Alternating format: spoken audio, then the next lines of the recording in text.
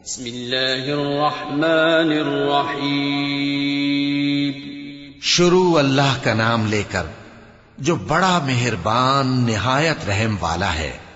بھلا تم کو ڈھانپ لینے والی یعنی قیامت کا حال معلوم ہوا ہے؟ اس روز بہت سے چہرے یعنی لوگ ذلیل ہوں گے، سخت محنت کرنے والے تھکے ماندے دہکتی آگ میں داخل ہوں گے. ان کو ایک کھولتے ہوئے چشمے کا پانی پلایا جائے گا. ایک سخت خاردار جھاڑی کے سوا ان کے لیے کوئی کھانا نہیں ہوگا جو نہ مفید غذا بنے اور نہ بھوک میں کچھ کام آئے. بہت سے چہرے یعنی لوگ اس روز شادماں بھی ہوں گے، اپنی محنت کے بدلے پر خوش. بہشت بری میں وہاں کسی طرح کی لغو بات نہیں سنیں گے.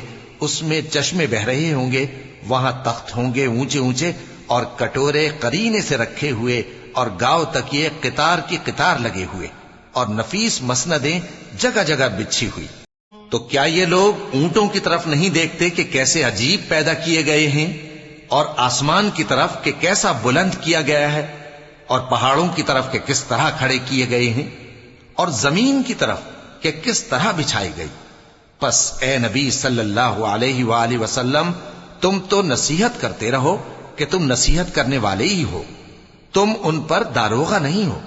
ہاں جس نے منہ پھیرا اور نہ مانا تو اللہ اس کو بہت بڑا عذاب دے گا.